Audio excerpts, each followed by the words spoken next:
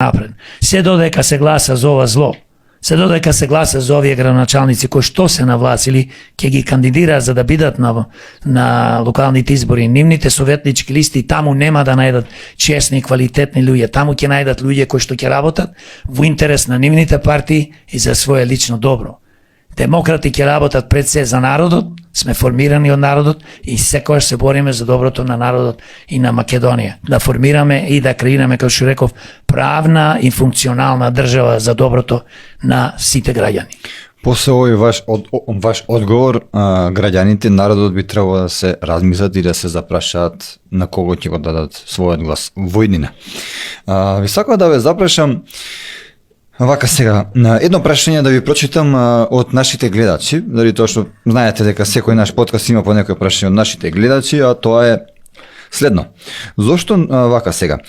Дали една за секогаш можеме да се решиме од постојните градоначалници и советници? Еве, например, градоначалникот на Центар Герасимовски има прилив од 6 милиони евра комунали од зградите кај Холидин и кај Треска. Но тој на граѓаните им ветува косење на трева и клупички. Каде одат овие огромни пари?